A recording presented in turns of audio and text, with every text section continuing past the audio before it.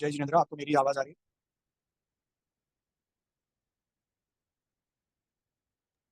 आ रही है આવે છે આવાજ?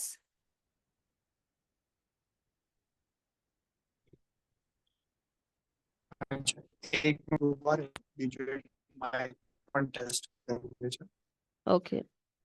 બ્રેક થાય છે અવાજ આગળ સોમલભાઈ? વધો.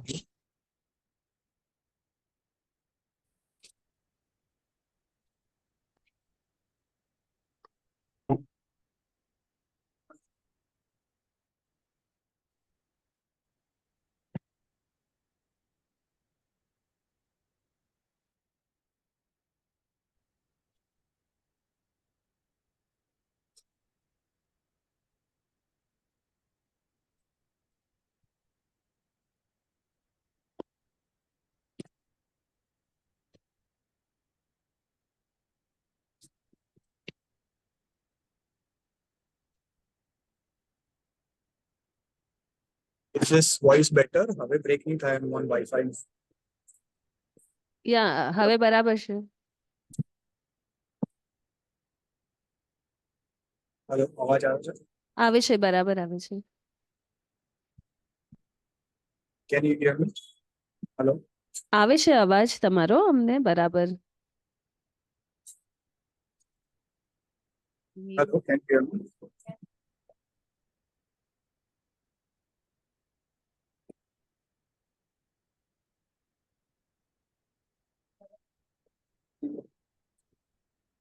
Okay, please respond. ખાલી એક મિનિટ. અમને Voice. સંભળાય છે. સંભળાય છે સોમેલભાઈ. There was a slight break in the voice, but we can hear you.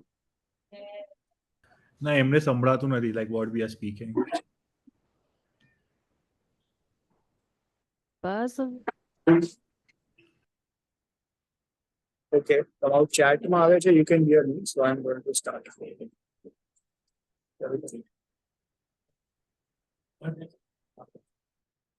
Hiteshbhai, spare phone recording.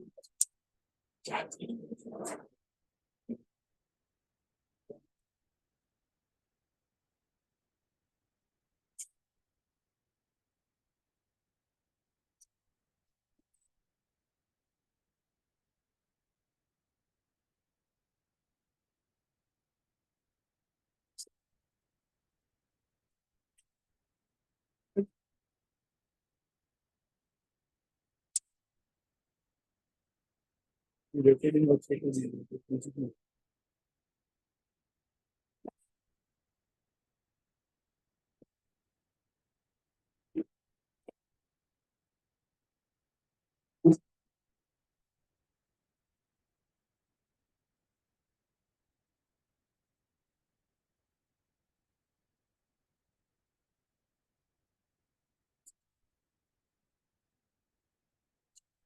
recording looks like it's usually presentation.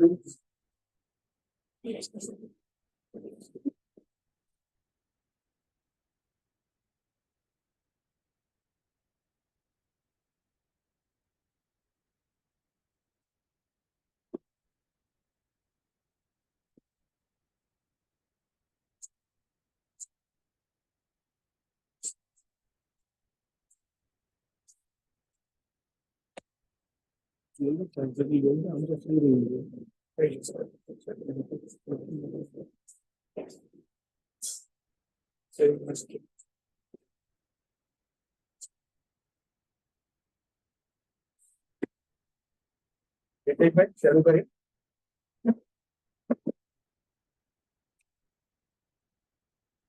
ચલો મંગલાચરણ કરશું, બધા હાથ જોડી લેજો.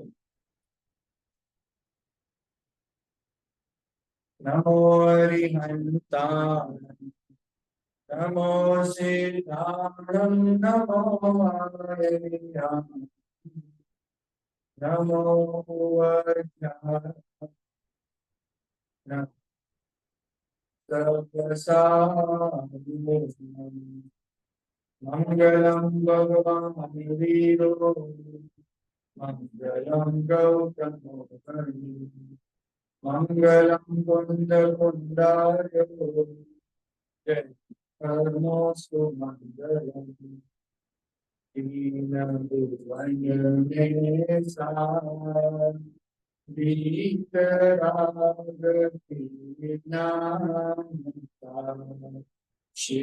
સ્વરૂપ શિવ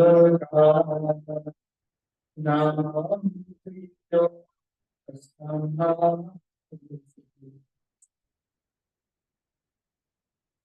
પર્વાધિરાજ 10 લક્ષણ પર્વમાં આપણે મુનિરાજના ચારિત્ર રૂપ ધર્મના 10 લક્ષણોને આધારે આ પર્વને ઉજવી રહ્યા છે. મુનિરાજનું નિશ્ચય અને વ્યવહાર ચારિત્ર સ્વરૂપ કેવું હોય છે એ આપણો આ સાંજના ટોપિકનો વિષય છે, જે આપણે 6 ધારામાં જે છઠ્ઠી ધાર એના આધારે આપણે એને નેક્સ્ટ જેટલા આપણને 8-9 દિવસ મળશે એમાં આપણે એને સમજવાની કોશિશ કરીશું. મુનિરાજ કોને કહેવા પહેલા તો એ સમજવું બહુ જરૂરી છે. જે પદને આપણે પંચ પરમેષ્ઠીમાં એમને સ્થાન આપ્યું છે. દિવસમાં ઉઠતાની સાથે આપણે જેમને નમસ્કાર કરીએ છીએ, જેમનું નામ જિનેન્દ્ર ભગવાન પછી સૌથી પહેલા આવે છે નમસ્કાર કરવા, એવા કે બુદ્ધિ પદને જો આપણે ન સમજીએ તો નમસ્કાર કોને કરીએ છીએ એ આપણને ક્લિયર થતું નથી. એટલે મુનિરાજનું સ્વરૂપ કેવું હોય એને સમજવાનો આપણો આ પ્રયાસ છે. જે 10 લક્ષણ ધર્મ એ મુનિ દશાના ધર્મ છે.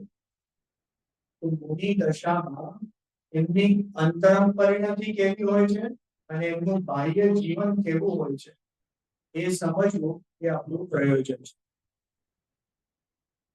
આપણે જોઈએ છે અન્ય ધર્મોમાં જ્યાં અનેક પ્રકારના મુનિઓના વેશ જોવામાં આવે છે.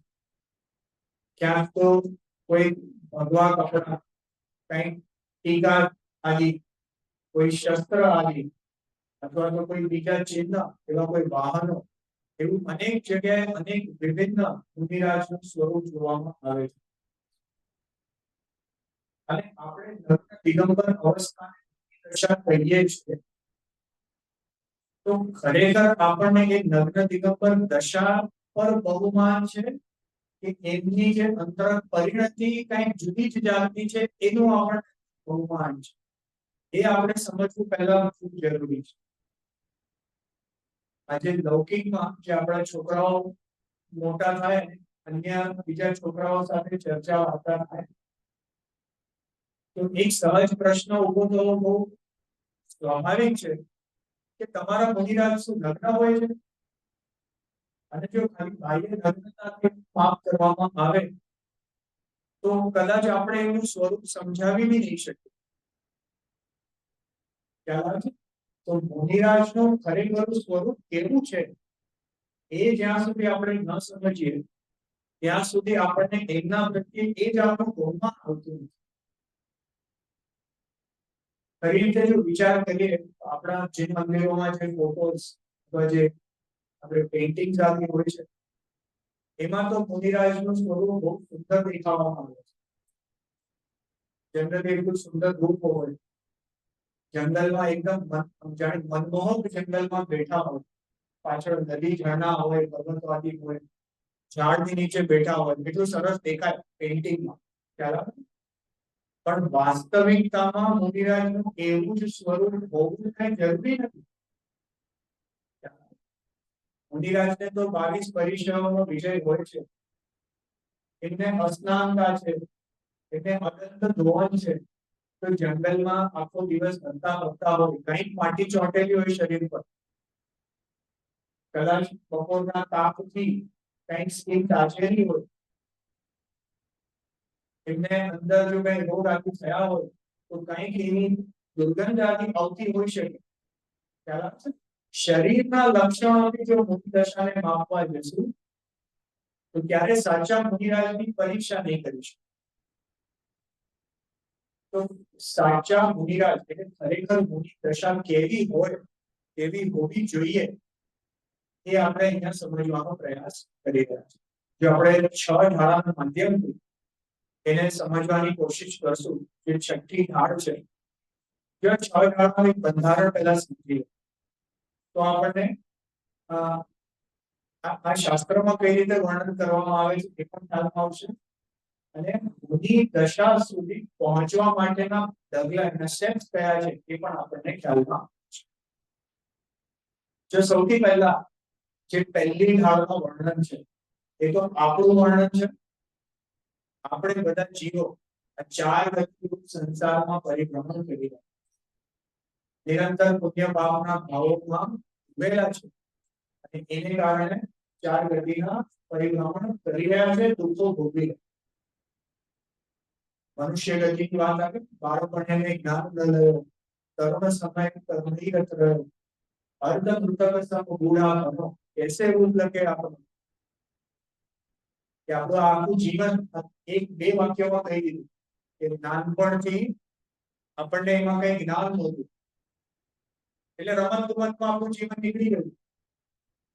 જેમ જેમ મોટા થયા તો ધંધા પાણી આદિ વ્યવહાર આદિ આપણા બધામાં સંસારિક જીવનમાં નીકળી ગયું અને એકવાર વૃદ્ધ જીવન આવ્યું તો હવે શરીરમાં એટલા રોગ આવ્યા એટલા દુઃખ ઉત્પન્ન થયા કે હવે કઈ હું આત્મા જો વિચાર કરવાનો જીવને સુધા એ બળ પડતું નથી અને આવું જ જીવન દરેક ગતિઓમાં જીવવું હોય છે.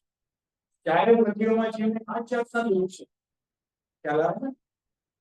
આપણને શું લાગે grass is always greener on the other side અને દેવ ગતિમાં તો કેટલો આનંદ છે. તમે વિચાર કરો આપણે અર્થ ઉપર મનુષ્ય કેટલા જેને સાયન્ટિફિક અર્થ કહીએ છીએ એના પર મનુષ્ય કેટલા કઈક 700 કરોડ જેવું કઈક સંખ્યા આવે છે 7 અબજ બરાબર. જે દેવલોકનું એક વિમાન હોય ને ત્યાં દેવ કેટલા બોલો એક એક વિમાનમાં અસંખ્યાત 7 અબજ તો કઈ નથી એક એમ સમજો 7 ની પાછળ 50 દેવ લગાવો ને તો એ સંખ્યા આંકડો થાય એનાથી બી મોટી સંખ્યા. હવે રિસોર્સિસ તો એટલા જ છે ખ્યાલ આવે છે ત્યાં સંયોગો ઘણા છે એટલે ત્યાં કોઈ ભૂખ આદિ લાગતી નથી અંદરથી અમૃત ઝરે છે બધાને એટલે કોઈને ખાવા પીવાની ચિંતા નથી. પણ બીજી તો ચિંતાઓ છે કે ભાઈ મારા કરતા ઓલા દેવને સંયોગ વધારે મારી પાસે એક જ સ્ત્રી આની પાસે 4 કેમ ખ્યાલ આવ્યો ત્યાંની પ્રોબ્લેમ્સ છે.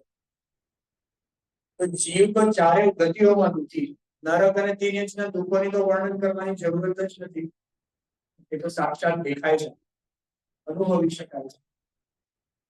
તો જો આપણી જીવનનું આવું વર્ણન પહેલી ઢાળમાં કરો પછી બીજી ઢાળમાં શેનું વર્ણન આવ્યું કે આ દુઃખનું કારણ શું એ દુઃખનું કારણ શું એમાં 2 જાતના કારણ કીધા એક અગ્રહિત મિથ્યા દર્શન મિથ્યા જ્ઞાન ચારિત્ર અને એક ગ્રહિત મિથ્યા દર્શન જ્ઞાન ચારિત્ર.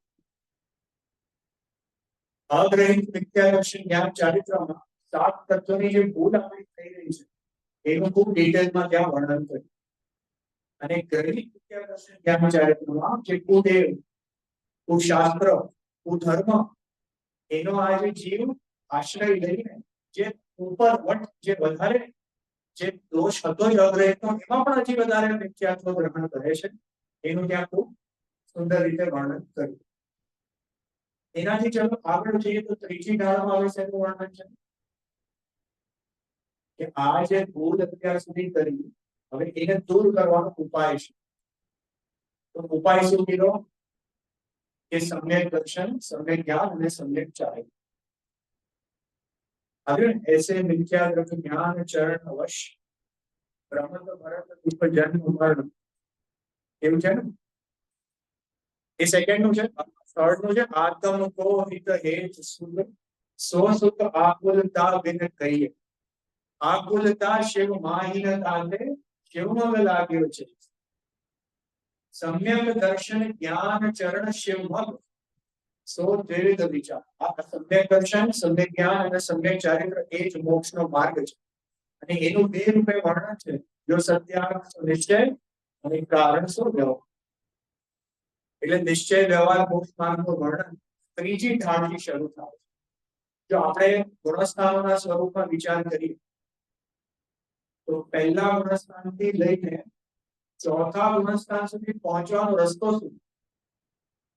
આપણે હમણાં જ ઉપર ચર્ચા કરી ને આપણે કે આપણો પુરુષાર્થ જે છે એ આપણા રાગ દ્વેષ ભાવોને રોકવામાં જાય છે કે મને આવો ભાવ નહોતો થવો જોઈએ, મને આવો ગુસ્સો નહોતો આવવો જોઈએ, મને આવા પરિણામ કેમ થયા, પરિગ્રહના આવા વધારે લોભના ભાવ કેમ થયા?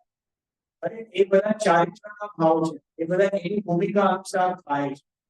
પણ પહેલા ગુણસ્થાનથી પહેલા ચોથા ગુણસ્થાન સુધી પહોંચવાનો રસ્તો છે સમ્યક દર્શન પ્રગટ થવું, કે હું આત્મા છું. પહેલા એવો નિર્ણય ખ્યાલ આવે ને? પહેલા જ્યાં એવો નિર્ણય થાય છે તો જીવ સ્વરૂપાચરણ ચારિત્ર પ્રગટ કરે છે. હમણાં આપણે ચર્ચા કરી ને સ્વરૂપાચરણ ચારિત્ર,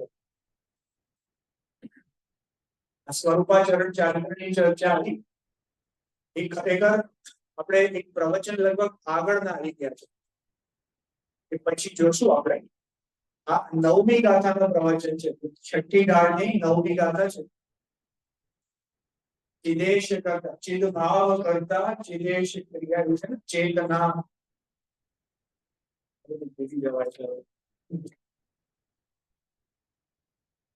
એટલે એની આપણે આખી વાત આવી. એટલે જો કહેવાનો મતલબ શું છે કે આ જે જીવ સમ્યક દર્શન પ્રગટ કરે છે, સૌથી પહેલા તો હું આત્મા જેવો નિર્ણય કરે તો એની શ્રદ્ધા પલટાય છે, અને શ્રદ્ધા પલટાય તો જીવ પહેલાથી ચોથા ગુણસ્થાને જાય છે. તો ત્યાં એને સ્વરૂપાચરણ ચારિત્ર પ્રગટ, સ્વરૂપાચરણ ચારિત્ર પ્રગટ થાય ત્યાં મિથ્યાત્વ અને અનંતાબંધી કશાય ચોકડીનો નાશ. એટલે જો ચિદ ભાવ કર્મ ચિદેશ કરતા ચેતના ક્રિયાતા, કે જે આત્મા, 9મી ગાથા 6ઠ્ઠી ડાળ, જે આત્મા છે એ પોતે આત્મા જ પોતાના આત્માને જ આ અજ્ઞાન સ્વભાવ આત્મા તરીકે જાણે છે, એમાં જ લીન થઈ જાય છે. ત્યાં 3 વસ્તુ જુદી છે પણ એમના વિકલ્પમાં એ આવતી નથી, પોતાના સ્વરૂપમાં એ આચરણ કરે છે. સિમ્પલ એક્ઝામ્પલ થી સમજીએ. સમજો આપણને કોઈ વસ્તુમાં ખૂબ રસ હોય અને એને જોવામાં, એને માણવામાં આપણે એમાં ડૂબી જઈએ તો બીજો કઈ વિકલ્પ ત્યાં આવતો નથી. સમજો કોઈ ફેવરેટ આપણી સિરિયલ હોય કે ટીવી હોય કે ખાવાનું હોય, જે પણ હોય, એને જોવામાં, એને અનુભવ કરવામાં જીવ એવો ડૂબી જાય છે કે ત્યાં બીજા કોઈ વિકલ્પ આવતા નથી. બસ એવી જ રીતે જ્યાં જીવ પોતાના આત્મામાં એવો ડૂબી જાય કે બીજા કોઈ જાતના વિકલ્પ એને આવે જ નહીં, એવી આત્માના અનુભવની દશા એને કહેવાય સ્વરૂપાચરણ ચારિત્ર. એને કહેવાય સ્વરૂપાચરણ ચારિત્ર. જો ફરીથી થોડું વધારે એના ઉદાહરણમાં જઈએ કે સમજો આપણે જેન્ટ્સમાં કોઈ બિઝનેસના કે કોઈ કામમાં આપણે બિઝી છે, અને સમજો કે મહિલાઓ બીજા જે પોતાનો રસ હોય એ કામમાં બિઝી છે. હવે એ કાર્ય કલાકનું હોય તો 5 મિનિટમાં થઈ જાય એવું લાગે, જાણે અરે હજી હમણાં તો શરૂ થયું, હજી પતી ગયું, બસ કલાક નીકળી ગયો એમ થાય.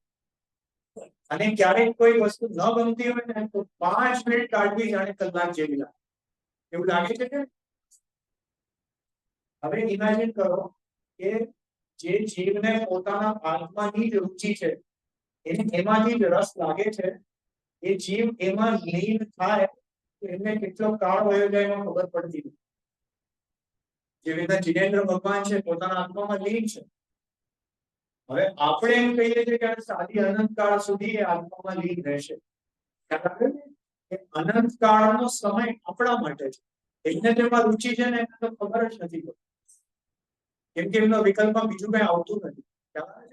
મુનિરાજને કુનકુંદાચાર્ય એમની દીક્ષા કાળ કેટલો કોઈને ખ્યાલ છે? કુનકુંદાચાર્ય દીક્ષા કેટલી ઉંમરે લીધી? 11 વર્ષે. અને એમનો કાળ ધર્મ કેટલી ઉંમરે? 95 વર્ષ, લગભગ 95. એટલે આટલા વર્ષો એમને દીક્ષા કાળ હતો એમનો મુનિ દશામાં. એ 84 વર્ષ આપણને આમ લાગે ઓહો 84 વર્ષ, આટલા વર્ષો. જ્યાં જેને પોતાના આત્માની અંદર રુચિ છે તો આત્માના ઉત્કૃષ્ટ અનુભવમાં ડૂબેલા હોય ક્યાં દિવસો ને વર્ષો નીકળી જાય ખબર પડતી. ખ્યાલ આવે? Time is relative.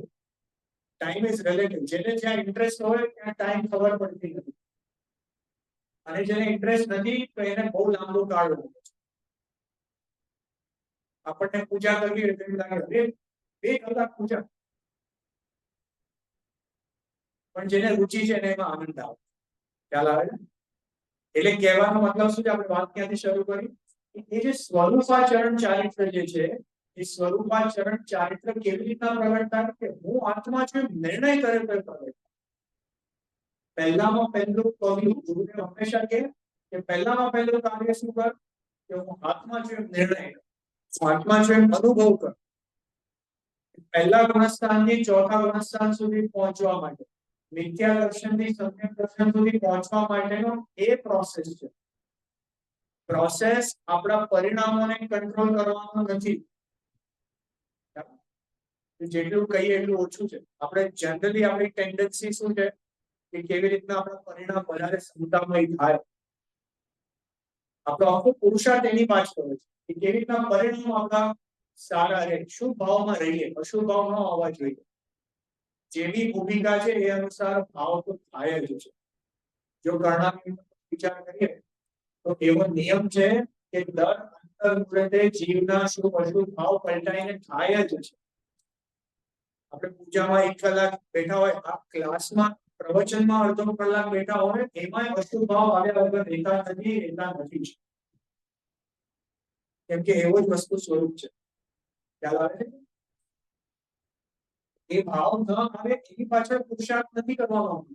હમણાં તો એના પર પુરુષાર્થ કરવાનો છે કે આ ભાવ જેને આવે છે એ પદાર્થ, એ આત્મા છે ને એ હું છું.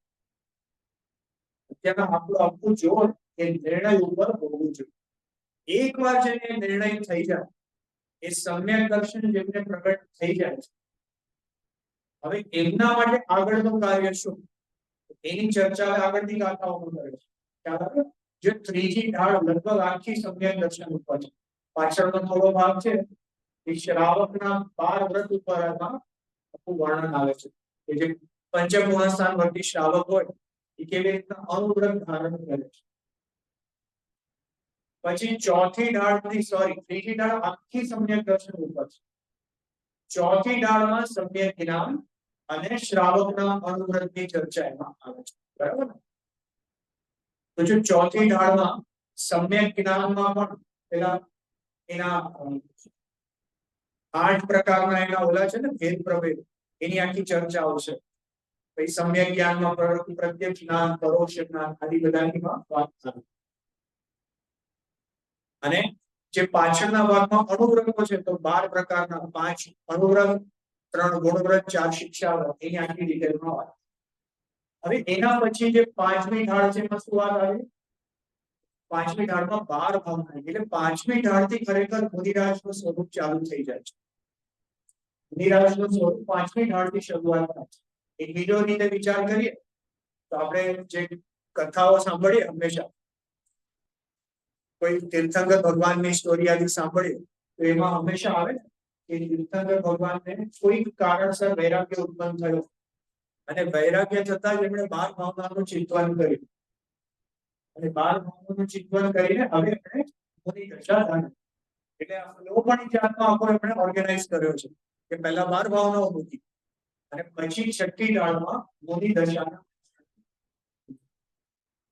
6ઠી ઢાળમાં જે શરૂઆતમાં મુનિ દશાની વાત છે, પાછળ જઈને આગળ જે અરિયત ભગવાન, સિદ્ધ ભગવાનની કેવી દશા હોય છે એ પણ એમાં વણી ગઈ.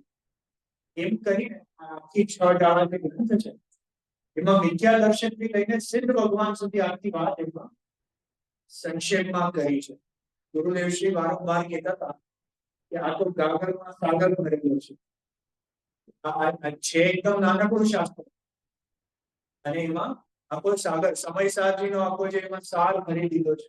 ઘણા ઉદ્ગારોથી વ્યક્ત કરતા. આજે પણ એક પ્રવચનમાં આવ્યું, તમને ધ્યાન આપ્યું કે બુદ્ધજનજી કરીને થઈ ગયા, એ બુદ્ધજનજીએ પણ એક 6 ઢાળા બનાવી. આ દૌલતરામજીએ જે 6 ઢાળા બનાવ્યો છે એ બધી બુદ્ધજનજી 6 ઢાળા જે હતી એનું સિમ્પ્લિફાઈડ વર્ઝન. એના આધારે આ 6 ઢાળાની રચના થઈ છે.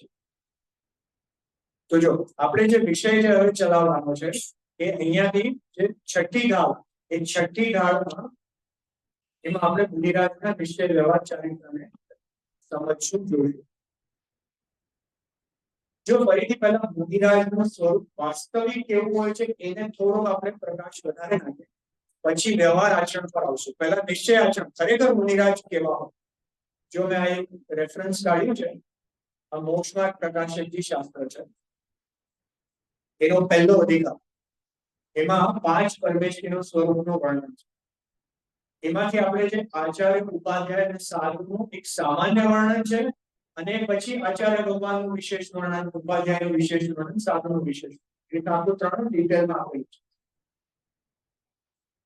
આપણે એમાંથી સામાન્ય વર્ણન જે છે એ થોડું અહીંયા વાંચીએ છીએ, તમે ધ્યાન આપજો. હવે આચાર્ય, ઉપાધ્યાય અને સાધુનું સ્વરૂપ અવલોકીએ છીએ. જો ટોડરમલજીની વિશેષતા શું છે કે એમના એક એક શબ્દ બહુ માપીને મૂકેલા હોય. જો આપણે જે પહેલા 5 પરમેશ્વરનું સ્વરૂપ કીધું, તો અરિહંત ભગવાનના સ્વરૂપમાં શું કીધું? ત્યાં પ્રથમ અરિહંતનું સ્વરૂપ વિચારીએ છીએ. અરિહંત ભગવાનનું સ્વરૂપ કેવું કીધું? વિચારીએ છીએ. પછી જો આગળ હવે સિદ્ધ પરમેશ્વરનું સ્વરૂપ ધ્યાઈએ છીએ. ધ્યાઈએ છીએ એટલે શું અને વિચારીએ છીએ એટલે શું? તેમાં શું ફરક?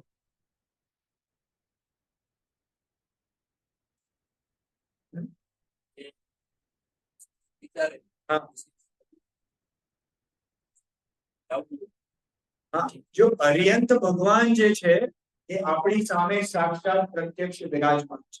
જે દશા આપણી સામે ભગવાનની છે એ અરિહંત ભગવાન. પણ ખરેખર આત્મા એવો નથી. ખરેખર આત્મા કેવો છે કે ખરેખર આત્મા સિદ્ધ ભગવાન છે. કેમ કે અહીંયા જે અરિહંત ભગવાન દેખાય છે, આપણે ભગવાનની પ્રતિમા છે ને ચિત્ત મંદિર, તો એમાં દેખાય છે કે શું છે? એ તો એમનું પરમ અવતારિક શરીર છે, એમના પુણ્યનો ઉદય દેખાય છે. ખ્યાલ આવે છે? પણ એમનું સ્વરૂપ જે અત્યારના છે એનાથી વિચાર કરીને ખરેખર આત્માની શુદ્ધ દશા એવી છે, એના એક કન્ક્લુઝન પર પહોંચવાનું. અને સિદ્ધ ભગવાનનું સ્વરૂપ કેવું છે? જ્યાં સમય સાચીમાં કહે છે ને કે એ જાણે જીવના પ્રતિછંદ રૂપે છે. એટલે મિરર મૂકો જીવની સામે, તો જે મિરરમાં રિફ્લેક્શન દેખાય એ ખરેખર શુદ્ધ આત્મા કેવો છે? એ સિદ્ધ ભગવાન. ખ્યાલ આવે કે? એટલે જો એમના એક એક શબ્દ બહુ મેજર્ડ હોય છે ટોટલ. હવે મુનિરાજમાં શું કહે છે? હવે આચાર્ય, ઉપાધ્યાય અને સાધુનું સ્વરૂપ અવલોકીએ છે. હવે અવલોકીએ એટલે શું?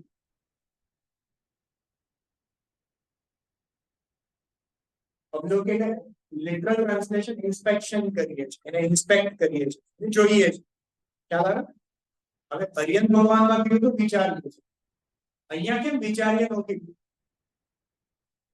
ચલો ધ્યાઈએ તો નો કીધું, કેમ કે એવું નથી. આ જીવ જેવા મુનિરાજ નથી, એ તો શરીર છે, શરીરની અવસ્થા. પણ જો મુનિરાજની દશા જે પૂર્ણ શુદ્ધ અવસ્થા નથી, એટલે એનાથી આત્માના સ્વરૂપનો ખ્યાલ નથી આવતો. પણ આ જે આત્માની શુદ્ધિની દશાઓ, એના જે શુદ્ધિના પ્રોસેસમાં આવી વચમાં અવસ્થા આવશે એવું અવલોકન કરીએ છીએ. ખ્યાલ આવ્યો કે? આ તો એક એક્ઝામ્પલ મેં આપ્યું, બાકી તમે મોક્ષમાર્ગ પ્રકાશક એકદમ વાંચવા યોગ્ય ગ્રંથ છે, અને આના માટે છે ને કોઈએ શીખવાડવાની જરૂરત જાતે બુક ખોલીને વાંચો, અને એનાથી જ આપણને તમને પ્રેક્ટિકલી કહું છું એવું લાગશે કે જાણે આપણું જીવન જ એમાં લખી ન નાખ્યું હોય ટોડરમલજીએ. એવા એમણે સચોટ એક્ઝામ્પલ્સ અને જાણે આપણા વિચારોને જે લખી નાખ્યા હોય ને એ જાતનું બહુ સિમ્પલ લેંગ્વેજમાં વર્ણન છે. તો એ તમે વાંચજો. જો આપણે તો આચાર્ય ભગવાનનું સ્વરૂપ એટલે મુનિરાજનું સ્વરૂપ અહીંયાથી જોઈએ છે. જો જે વિરાગી બની, વિરાગી એટલે વિતરાગી વાળા વિરાગી, જે વિરાગી બની સમસ્ત પરિગ્રહને છોડી શુદ્ધ ઉદ્યોગ રૂપ મુનિ ધર્મને અંગીકાર કરી અંતરંગમાં તે શુદ્ધ ઉપયોગ વડે પોતાને અનુભવે છે. બરાબર? આટલું રાખીએ છીએ. સૌથી પહેલા શું કહ્યું એમણે? જે વિરાગી બની સૌથી પહેલા એમ નથી કીધું કે ભાઈ જેમણે દીક્ષા લીધી. સૌથી પહેલા ફર્સ્ટ પ્રાયોરિટી, ફર્સ્ટ ક્રાઇટેરિયા શું છે કે કોઈ તો જીવ પહેલા સમ્યક દ્રષ્ટિ ધર્માત્મા પહેલા હોવા જોઈએ અને એમને વૈરાગ્ય વધે તો આગળનો પ્રોસેસ ચાલુ. આજે સવારના જ મારા ખ્યાલથી આપણે ગઈકાલે સવારના આવ્યું ગુરુદેવશ્રીના પ્રવચન કે કોઈને પૂછ્યું કે ભાઈ ગુરુદેવશ્રી દીક્ષા કેમ નથી લઈ? દીક્ષા કેમ નથી લઈ લેતા? સમ્યક દ્રષ્ટિ છે એવું તો એમણે કહ્યું ને પોતાના બધા પરિવર્તન કે હવે અવરતિ સમ્યક દ્રષ્ટિ છું. તો દીક્ષા લઈને મુનિ દશા કેમ પ્રગટ ન કર્યું? પહેલા તો મુનિ હતા ને. પહેલા જે મુનિ દશામાં તો હતા ને લૌકિક, તો પાછળથી સમ્યક દ્રષ્ટિમાં જ કેમ રહી ગયા? ઊંચું પદ છોડીને નીચું પદ લીધું એવું થાય કે લૌકિક જે વ્યવહારમાં. પણ જો જે જાતની અંતરંગ ભૂમિકા છે બહિરંગ પદ એવા આવે છે. બહિરંગ પદ લાવીને અંતરંગ ભૂમિકા આવતી નથી. ખ્યાલ આવે? પહેલા ઊંચું વ્રત લઈ લે. આપણા માટે પણ બહુ એપ્લિકેબલ છે, જો ધ્યાન રાખ. આપણી જેવી શક્તિ હોય ને એટલા વ્રત લેવા જોઈએ. બહુ ઊંચું વ્રત આપણે લઈ લીધું અને પછી પાડી ન શકીએ અને એનાથી જો પાપના પરિણામ રહ્યા કરે તો ઉલટું જે પુણ્ય ભાવ હતો એની બધે પાપ ભાવ બંધાય છે. ખ્યાલ આવ્યો કે સાવ વ્રત ના લે એમ પણ ન કરવું જોઈએ. તો એ તો પ્રમાદમાં જ રહી જાય, એ તો પાપમાં જ રહી જાય. એટલે જેવી આપણી ભૂમિકા છે એ જાતના આપણા પરિણામ હોવા જોઈએ. ખ્યાલ આવે? હવે મુનિરાજની જેવી અંતરંગ ભૂમિકા છે એવી જ્યાં સુધી ન આવે અને બહારમાં જો મુનિ દીક્ષા લઈ લે તો શું થાય? હવે જો કોઈ જાતના પરિગ્રહ તો છે, લગ્ન દિગંબર અવસ્થા છે, જંગલમાં રહેવાનું છે અને પરિણામ જો આત્મામાં ઠપતા નથી તો હવે કરે શું જંગલ? નિરંતર પરિણામ બહાર રહ્યા કરે. જેવા જોઈએ એવા અંદર રહે નહીં તો પછી બહાર કરે શું? કઈક વ્યવસાય જોઈએ ને, ક્યાંક તો ઉપયોગને રમાવવો પડશે કે નહીં? તો પછી આડા તેડા કામમાં બરાબર. એટલે મુનિ દશા તો એવી અંદરની પરિણતિ છે કે જ્યારે એવી જીવની તૈયારી હોય તો બહારમાં મુનિ દશા આવે છે. ખ્યાલ આવે? એટલે પહેલા જ એમણે શું કીધું છે? વિરાગી બની એવી એમ કે એવી માનસિક ભૂમિકામાં, એવી અંતરંગ પરિણામોની ભૂમિકામાં પહોંચ્યા એ જીવ કે હવે એ મુનિ દશા લેવા માટે તૈયાર થઈને આપણે શું કર્યું કે હવે સમસ્ત પરિગ્રહને છોડી જ્યારે એવા અંદરથી પરિણામ થયા. કોઈ તીર્થંકર ના જીવ હોય ને, જે રાજા હોય અથવા પછી રાજકુમાર છે અને એમને સમજો કોઈ પરિણામને કારણે વૈરાગ્ય થયું. ભરત ચક્રવર્તી હતા એમને વૈરાગ્ય થયું તો વૈરાગ્ય તો તરત સીધા છઠ્ઠા સાતમા વર્ષમાં વયા જાય કે વયા જાય કે કેમ ન જાય? એ તો જીવના પરિણામ છે. એને શું લાગે પડ્યું? બહારની શું અવસ્થા છે એને શું લાગે પડ્યું? આપણે જે સમજો કે એ ભરત ચક્રવર્તીની સ્ટોરી લઈએ. ચક્રવર્તી છે એની કથા કોઈની ખ્યાલ છે? જે છેલ્લે એમને વૈરાગ્ય આવ્યો તો ત્યારે કેવું હતું કે એ જે દૈનિક ક્રિયામાં એ તૈયાર થઈને એમને મિરરમાં જોયું તો એમને લાગ્યું કે આજે કંઈક ફરક છે. પછી જરા ધ્યાનથી જોયું તો એમને દેખાયું કે જરા કંઈક કરચલી આવી ગઈ છે. આપણે નાનપણથી જોઈએ આપણા જીવનમાં તો જાણે થોડાક 20-30 વર્ષના કે 30-40 ના ત્યારથી કરચલીઓ આવવા માંડે. પણ ચક્રવર્તીનું પુણ્ય કઈ જુદી જાતનું હોય. એને આખા જીવન દરમિયાન યુવાન શરીર જ હોય. એના શરીરમાં એક સફેદ વાળ ન હોય અને એટલું સુંદર શરીર હોય કે જાણે બધા જે દેવો હોય ને એ પણ એની સામે પાણી ભરે. ચક્રવર્તીને 96,000 રાણી હોય ને, જો થોડું આપણે ઇન્ટરેસ્ટિંગ વાત પણ કરીએ ને, 96,000 રાણીઓ ઓલ્ડ થતી જાય પણ ચક્રવર્તી ઓલ્ડ ન થાય. તો જે રાણી થોડી કદાચ વયોવૃદ્ધ થઈ જાય અને આ સંસાર પસાર છે, મારે તો દીક્ષા લઈને જવું છે, એ વહી જાય તો ચક્રવર્તી નવા લગ્ન કરીને બીજી લે અને ટોટલ 96,000 એમની અંદર. ખ્યાલ આવે?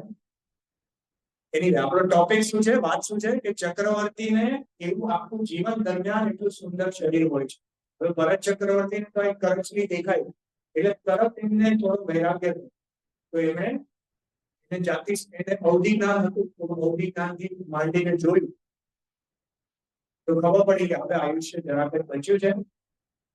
મારા ખ્યાલથી કેટલું, એક દિવસ, આવતીકાલે જ મારે આયુષ્ય પૂરું થવાનું છે એવું એમને અંદરથી ખાસ, એટલે એમણે તરત દીક્ષા લીધી. હવે મારે કહેવાનો મતલબ શું છે કે જે એમને એક કરચલી જોઈને જે વૈરાગ્ય ઉત્પન્ન થયો ત્યારે છઠ્ઠું સાતમું ગુણસ્થાન આવી ગયું કે નહીં?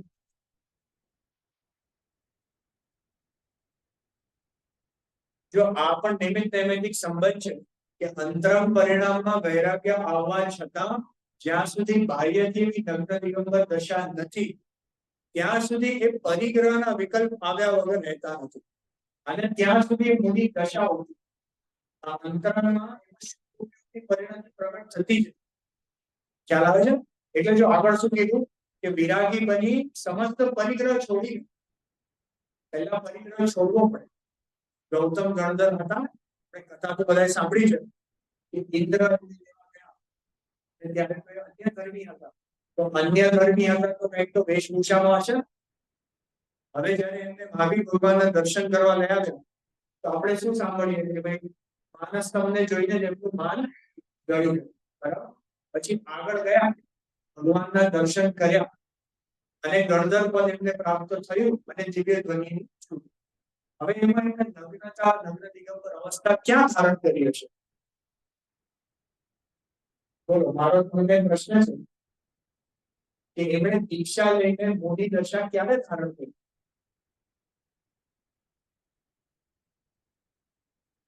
જો ગણધર પદ પ્રાપ્ત થવા પહેલા, ગણધર પદ હંમેશા મુનિરાજોને જ પ્રાપ્ત અને એમને એવી દશામાં છઠ્ઠું સાતમું ગુણસ્થાન કમ્પલસરી છે તો જ એ ગણધર બની શકે. અને મુનિ દશા થવા માટે એ નગ્ન દિગંબર અવસ્થા કમ્પલસરી છે.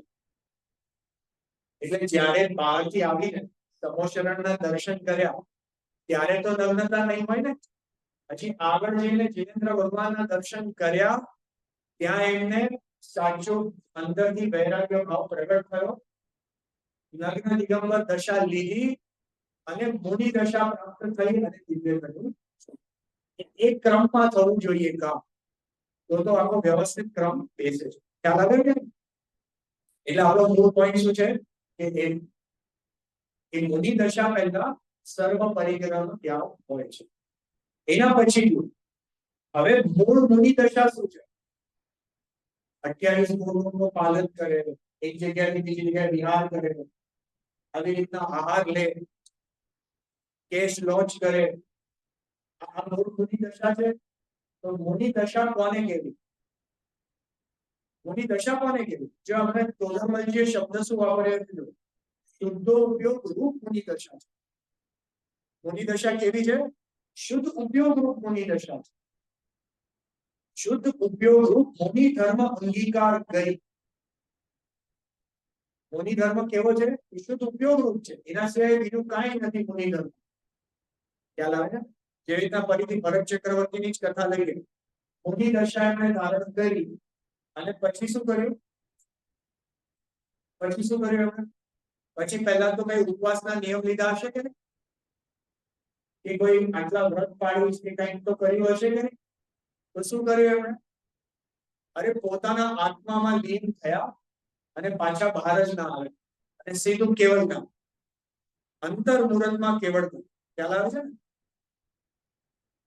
એટલે ખરેખર એમના જીવનમાં મુનિ દશા આવી કે નહીં? પહેલા એ આવી તો ખરી ને, પણ એ આવી તો એમને મુનિ દશાનું મેન કાર્ય જે છે એ એમણે કર્યું. મેન કાર્ય શું છે કે શુદ્ધ ઉપયોગમાં લીન થવું, એમનું મેન કાર્ય.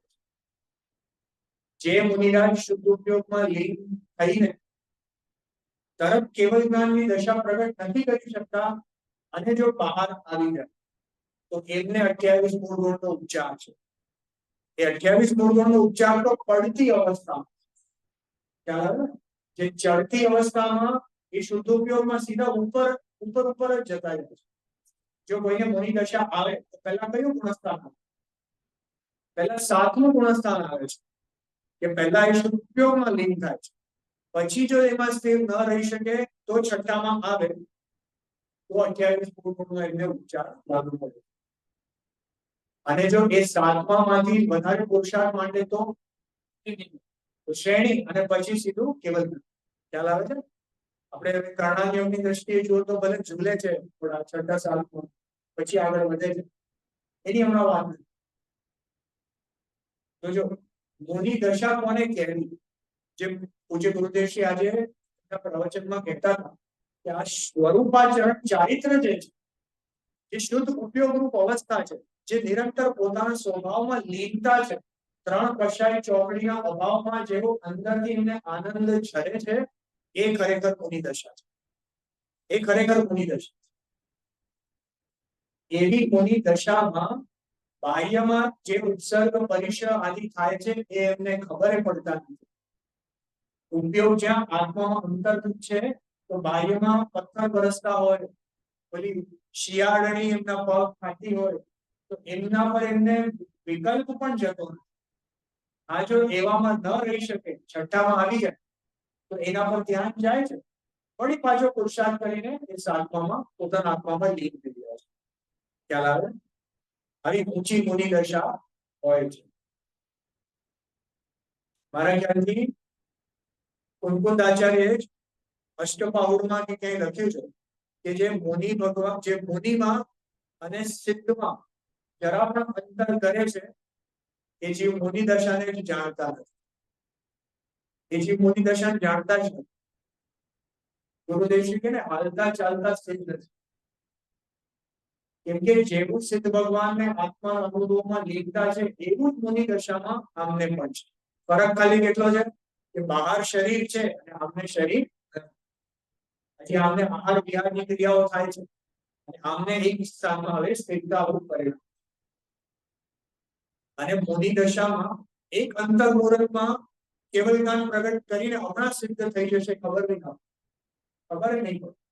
આપણે કહીએ કે અંતર મુહૂર્ત, ઘણા લોકો એમ કે ભાઈ એક મુહૂર્ત સુધી પોતાના આત્મામાં લીન થઈ જાય, 48 મિનિટ પોતાના આત્મામાં લીન થઈ જાય તો કેવલ જ્ઞાન પ્રગટ થઈ જાય. અરે 48 મિનિટ જેટલો ટાઈમ લાગતો જ નથી.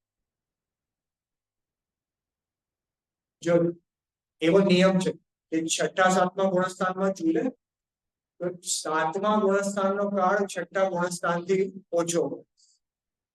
બરાબર? એમાંથી આગળ જાય, જેમ જેમ શ્રેણીમાં આગળ ચડે તો 8મું 9મું 10મું એનો કાળ ડિક્રીઝિંગ હોય. એટલે 7મા કરતા 8માનો કાળ ઓછો, 8મા કરતા 9માનો ઓછો, 9મા કરતા 10માનો ઓછો. એના પછી 11 અને 12. બરાબર? 12મા ગુણસ્થાનનો તો આપણને ખ્યાલ છે કે એક અંતર મુહૂર્તમાં એ હવે ત્યાં એક અંતર મુહૂર્ત રહીને બાકીના ઘાતી કર્મોનો નાશ કરીને હવે 13મા ગુણસ્થાનમાં ગયા જશે. આટલો જે આખો સ્ટેપ છે, છઠ્ઠાથી લઈને શ્રેણી ચડીને 12મા ગુણસ્થાન પર પહોંચીને 13મા સુધી પહોંચવાનો, એનો કાળ ભલે કહેવાય અંતર મુહૂર્ત, પણ અંતર મુહૂર્ત એટલે ત્યાં ફ્રેક્શન ઓફ અ સેકન્ડનું કામ છે. 1 2 સેકન્ડ 3 સેકન્ડમાં તો બધું કામ પતી જાય. ખ્યાલ આવે? હવે એક્ચ્યુઅલ કાળ તો યથા યોગ્ય અંતર મુહૂર્ત સમજવું. પણ ગુરુદેવશ્રી ઘણીવાર પ્રવચનમાં કહેતા હોય છે કે છઠ્ઠા ગુણસ્થાનનો કાળ કેટલો કે 1.5 સેકન્ડ, તો એ સાંભળ્યું હોય. અને 7માનો કાળ કેટલો 0.5 સેકન્ડ. હવે જો આ 1.5 સેકન્ડ ને આ 0.5 સેકન્ડ તો બાકીનાનો ગણી લ્યો તો એને ટોટલ કેટલું ખ્યાલ આવે છે? 5-7 સેકન્ડમાં આખું કામ પતી જાય. એટલે મોનીરાજ જે હમણાં ચાલે છે, હમણાં કઈ વિહાર કરતા હતા, એક જગ્યાએ સ્થિર થયા અને હજી તો આપણી નજર હટી અને પાછી આવી તો કેવળ કામ પ્રગટ. પાછું જો ચમત્કારની વાત શું છે, ઇન્ટરેસ્ટિંગ વાત છે, એવું ભરત ચક્રવર્તીના પુરાણમાં આવે છે કે પેલું જે એમને દીક્ષા લે તો દીક્ષા લે ત્યારે કેવી રીતના થાય કે પહેલા પેલું જે એક રાજાની અવસ્થા હોય અને જંગલમાં વયા જાય. હવે જંગલમાં એની દીક્ષા થાય, તો દીક્ષા થાય ત્યાં કેશ લોચ કરે, કપડા આદિ કાઢીને નગ્ન દિગંબર અવસ્થા ધારણ, પછી એક શુદ્ધ શિલા પર વિરાજમાન થાય અને ત્યાં પોતાના આત્માના આશ્રય એ પહેલી વાર શુદ્ધ ઉપયોગ પ્રગટ. હવે એ જ્યાં 7મા ગુણસ્થાનમાં ગયા ત્યાં તો હજી અહીંયા છે આપણી સમક્ષ, અને ધ્યાનરૂપ અવસ્થામાં છે એ ખબર પડે. અને જ્યાં કેવલ જ્ઞાન થયું તો આ શરીર અહીંયા નો રહે, આ જમીનથી 5000 ધનુષ ઉપર જઈને વિરાજમાન થઈ જાય. કોઈ પણ કેવડી ભગવાન હોય એ જમીનથી 5000 ધનુષ આકાશમાં અંદર વિરાજમાન હોય. તો અરે હજી હમણાં દીક્ષા લીધી, હજી હમણાં તો હજી શિલા પર બેઠા, કેસલો ચાલી કરીને હજી હમણાં શિલા પર બેઠા, બંધ કરી ધ્યાનમાં ગયા અને સીધું શરીર ઉપર. એટલે હજી એવું ત્યાં પુરાણોમાં એવું આવે છે કે દેવો હજી તો એમનો દીક્ષા કલ્યાણ ઉજવી રહ્યા છે, અને ઉજવીને હજી પૂરો કર્યો ત્યાં તો કેવલ જ્ઞાન પ્રગટ થયું.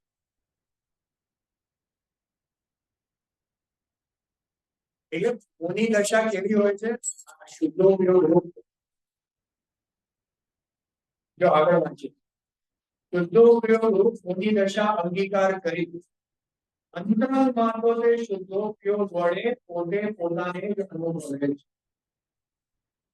મુનિરાજને એકમાત્ર કર્તવ્ય હોય તો શું કર્તવ્ય છે? કે બસ પોતે પોતાનો અનુભવ કરે છે. જો ધ્યાન મુનિરાજને 28 પૂર્ણ પાડવાનું કર્તવ્ય નથી, એ તો એમને પડાઈ જાય. જેવી રીતના સમજો આપણે જૈન હોઈએ તો જૈન હોય તો વેજીટેરિયન તો પાળવું પડે કે નહીં? એ તો પડાઈ જાય છે ઓટોમેટિક, કેમ કે આપણી જીવન શૈલી જેવી હોય એવું તો સાધારણમાં પડાઈ જાય. ખ્યાલ આવે છે? એટલે થોડું વધારે કડક નથી કીધું કે રાત્રિ ભોજન આપણે થાય છે કે નથી થતું, એ તો એવું પડાઈ જવું જોઈએ.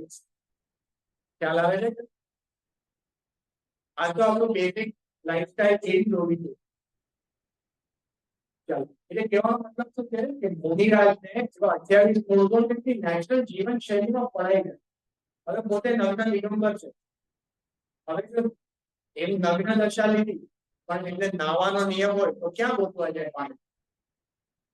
એના માટે પછી અલગથી કંઈક ઝૂંપડી બાથરૂમ આદિ કંઈક બનાવવું પડે.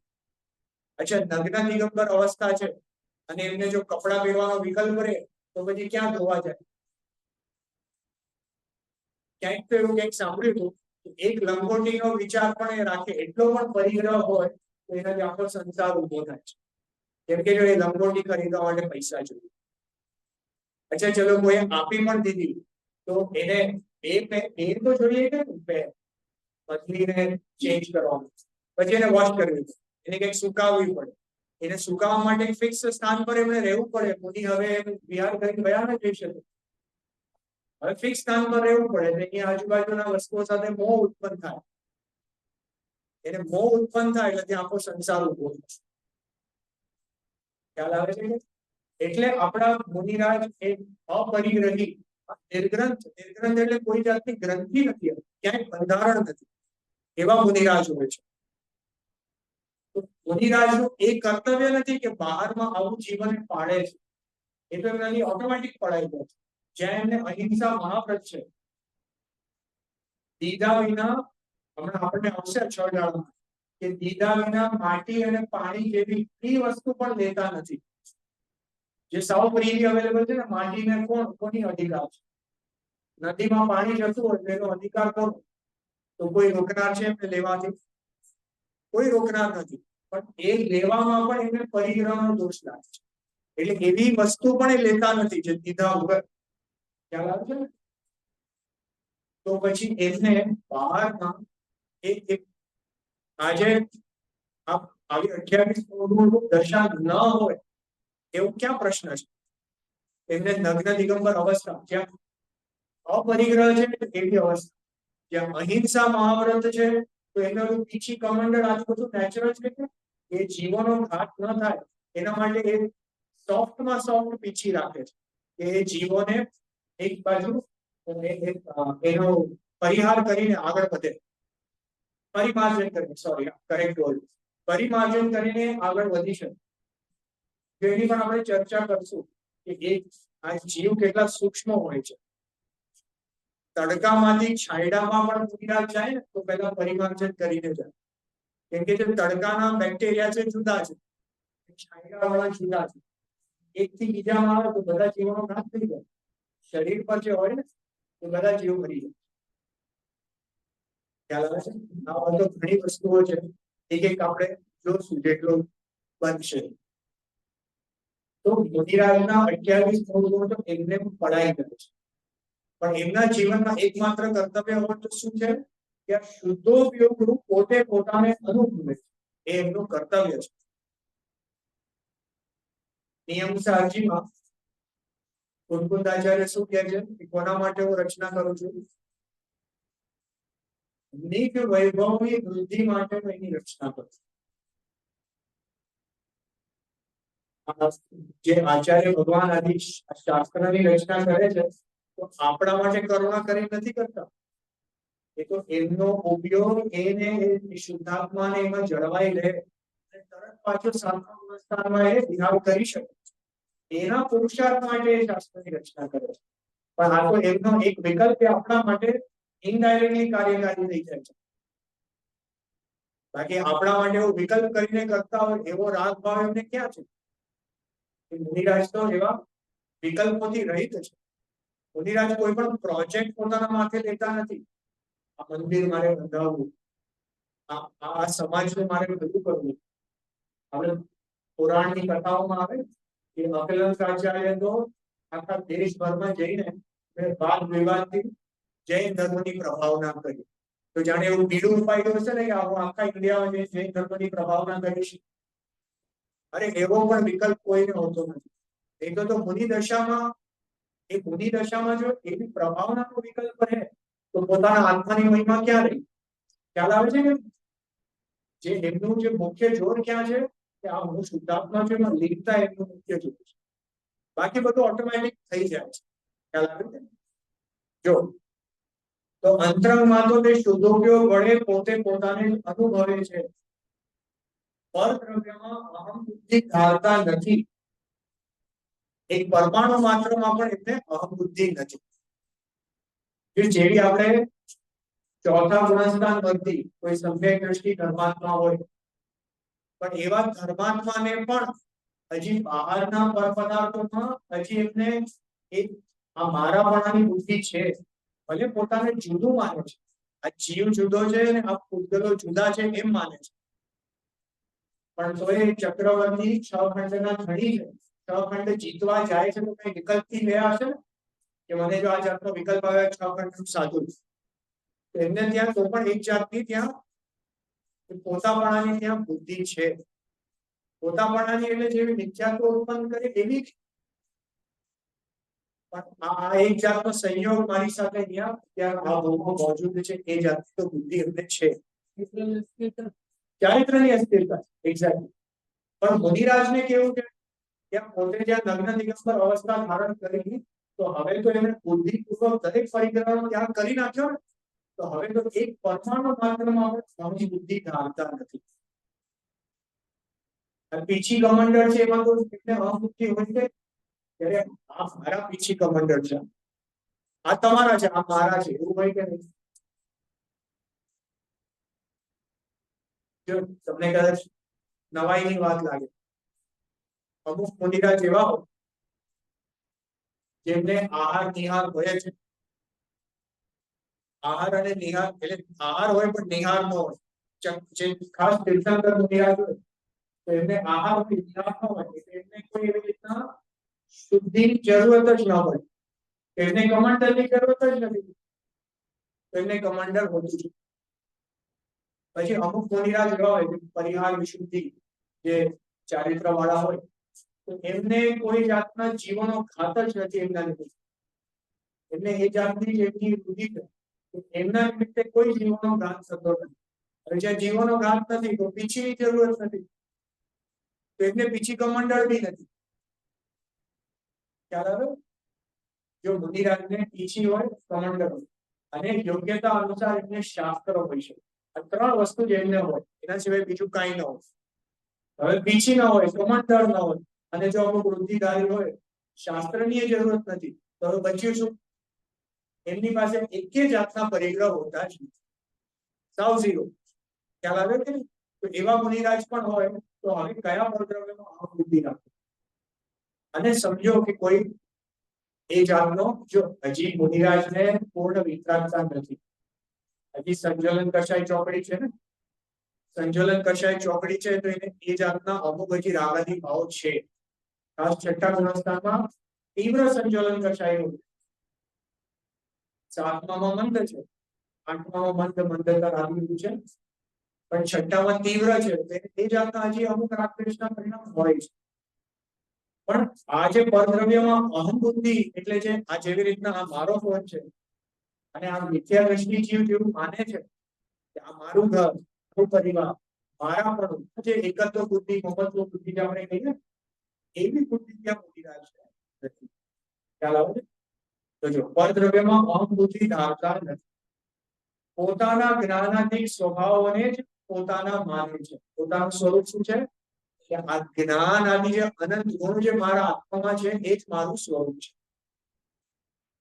પરદ્રવ્યોમાં મમત્વ કરતા નથી, એ આપણે કવર કરી લીધું ને, અહંબુદ્ધિ ને મમત્વ બુદ્ધિ.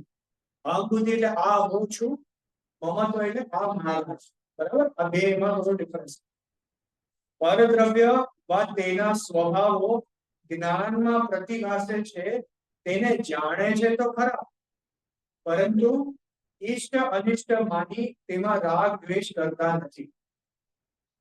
જેવી રીતના એમને અગર ઉત્સર્ગ થાય તો ભલે કંઈ કરે ખરાબ છે એવું તો માને કે એવો વિચાર કરે કે, જેવી રીતના રક્ષાબંધનની સ્ટોરી છે ને, અકંપન આચાર્ય આદિ 700 મુનિરાજ, તો વિષ્ણુકુમાર મુનિરાજ સારા કે ખરાબ કે જેમણે એમનો ઉત્સર્ગ દૂર કર્યો, અને જે બલી આદિ 4 મંત્રી હતા એ તો ખરાબ હોવા જોઈએ કે જેણે ઉત્સર્ગ કર્યો મુનિરાજ પર, તો એ ખરાબ છે.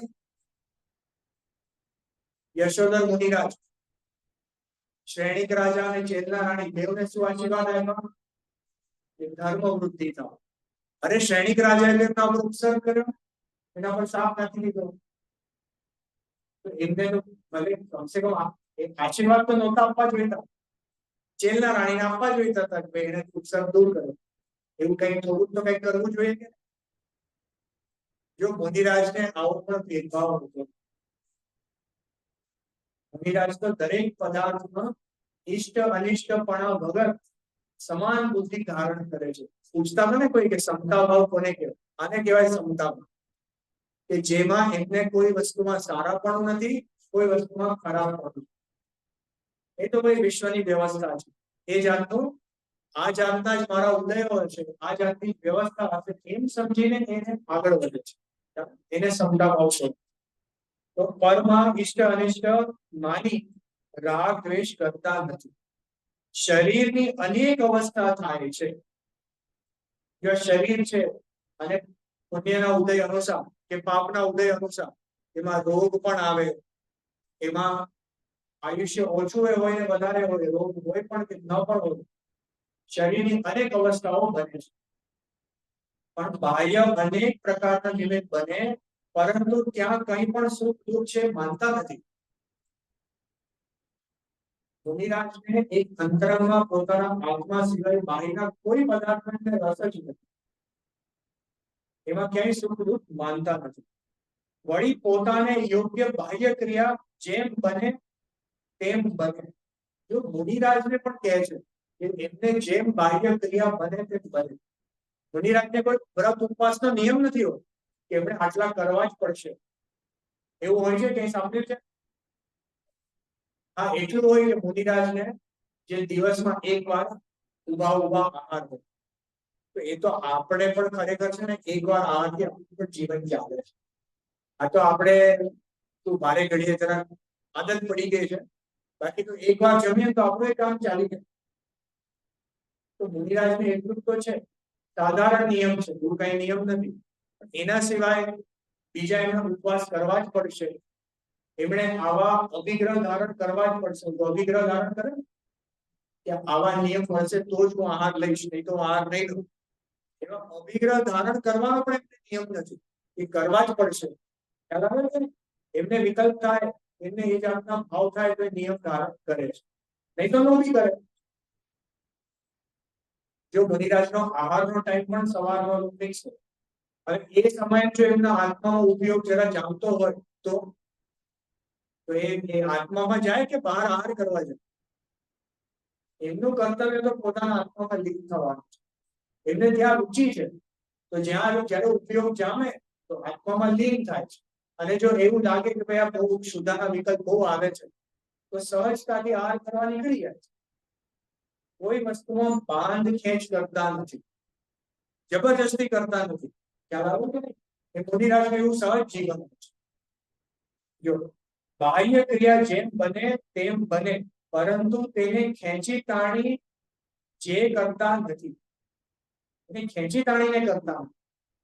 પોતાના ઉપયોગને જેઓ બહુ કમાવતા નથી.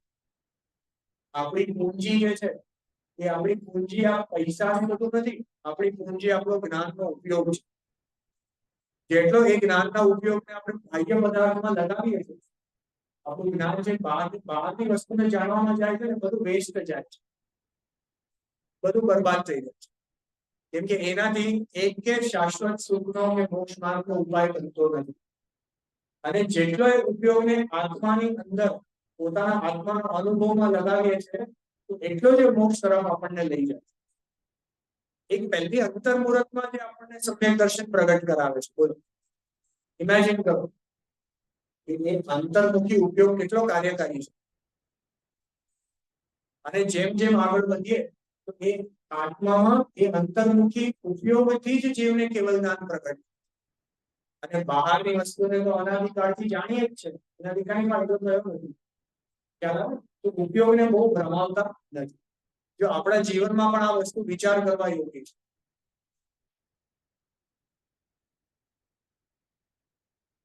આપણે છે ને શ્રીમદજી કહે ને કે આ જ ઋતુ આપણી પાસે ગુજરાન કરવા હોય તો બહુ ઉપયોગને ભમાવતો નહીં. જે આપણને સુખ આદિ પ્રાપ્ત થવાનું છે એ અંદરથી જ પ્રાપ્ત થાય. હવે આખી દુનિયામાં શું ચાલી રહ્યું છે, ક્યાં જૈન ધર્મનો શું પ્રભાવ છે, ઘણા બધા વિષયો છે. ક્યાં તીર્થ ક્ષેત્ર ક્યાં છે, કયા મંદિરમાં કેવી વ્યવસ્થા છે. આપણે આપણા છોકરાઓને નાનપણથી શું એક્સ્ટ્રા કરિક્યુલર એક્ટિવિટી કરવી પડશે.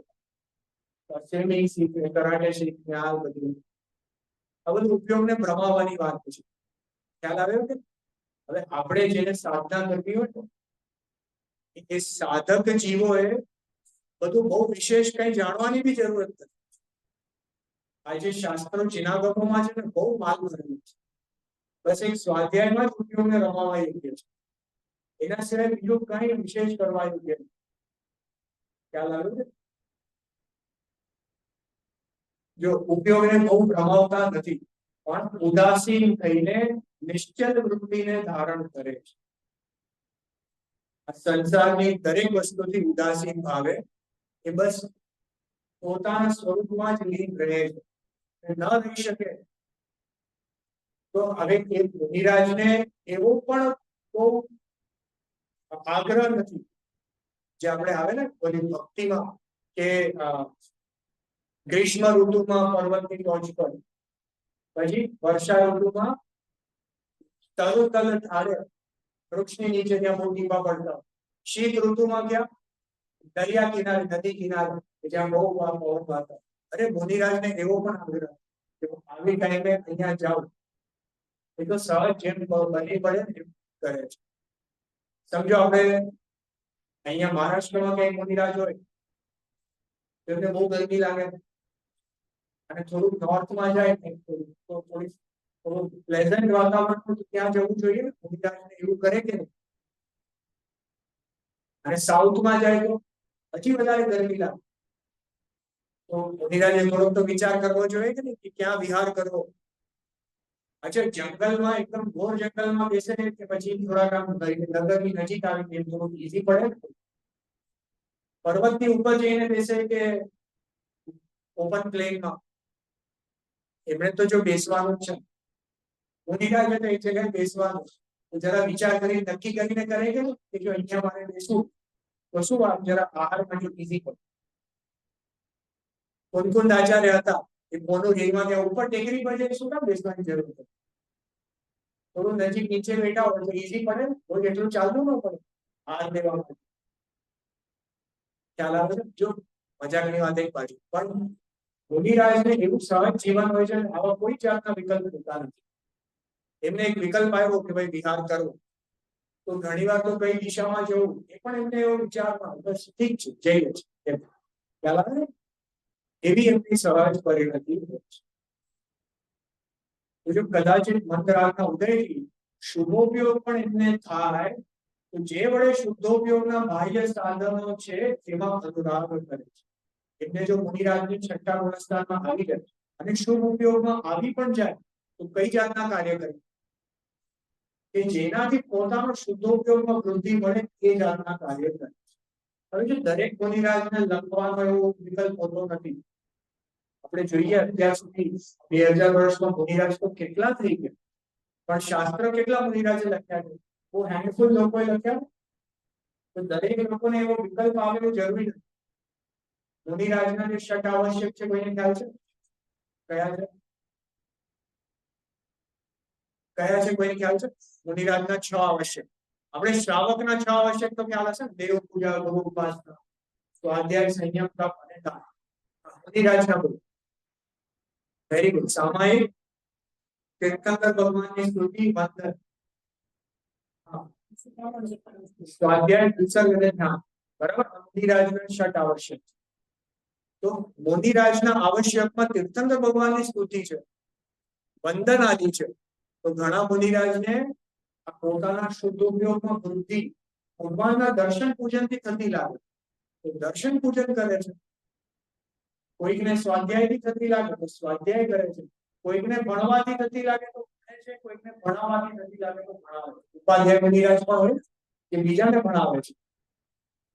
તો મુનિરાજ આવા કાર્યમાં જોડાઈ રહે છે કે જેનાથી પોતાના શુદ્ધોપયોગની વૃદ્ધિ થાય. અને જો એવો વિકલ્પ આવે તો આહાર આદિ પણ કરે છે, એવો વિકલ્પ આવે તો વિહાર આદિ પણ કરે છે.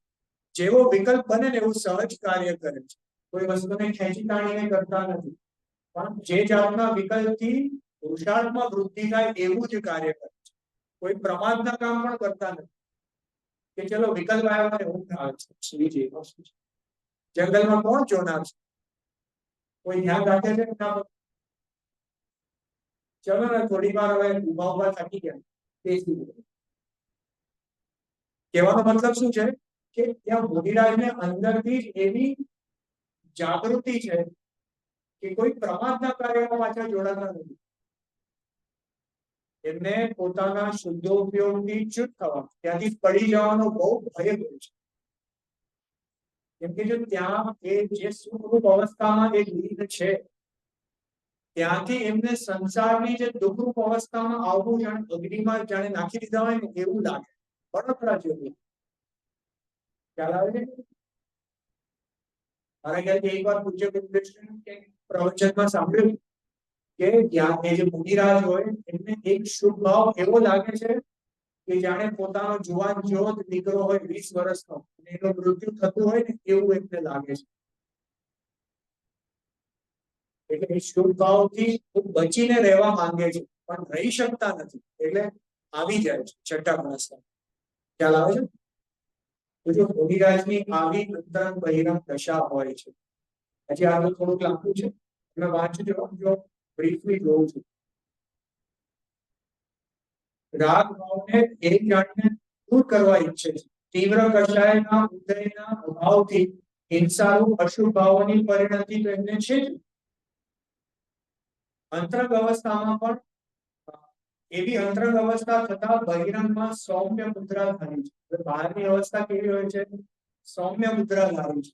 શરીર સંસ્કારાથી ઇન્દ્રિયાઓથી રહિત છે. વનખંડાદીમાં જેવો રહે છે. 28 ગુણોનું પાલન કરે છે. 22 પરીક્ષાઓને સહન કરે છે. 12 પ્રકારના તપને આદરે છે.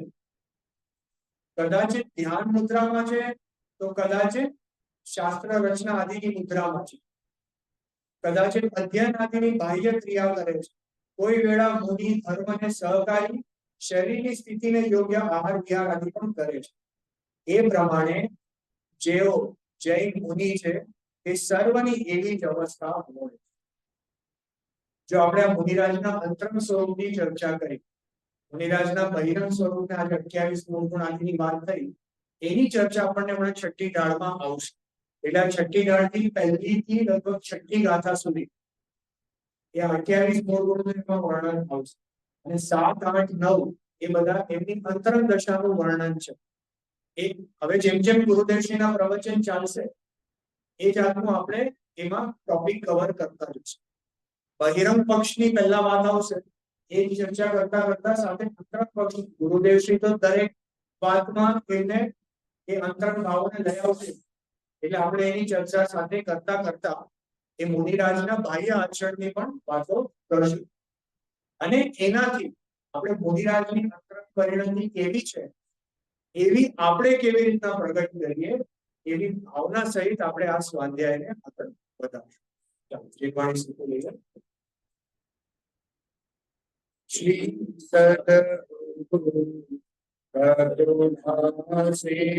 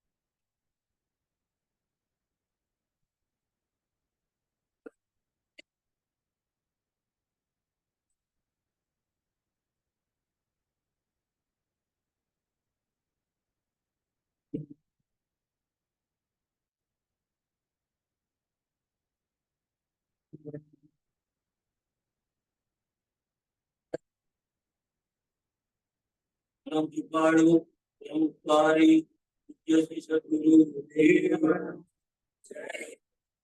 Yamukar, Vasamurti, Yasi Bhagavati, Namah, Nathan Vikram, Tasmachani Man, Madhav Deen,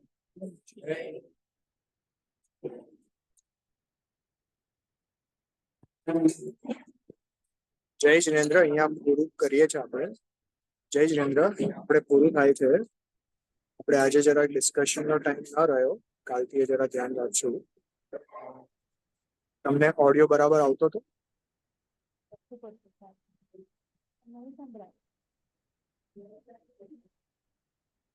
હા, બરાબર સંભળાતું હતું. બેંગ્લોર મંદિરમાં તમને ઓડિયો આવ્યો બરાબર? ઓકે, ચાલો તો પછી અહીંયા ડિસ્કનેક્ટ કરીએ છીએ અને કાલે આપણે ફરીથી 8:30 જઈશું. જય જિનેન્દ્ર.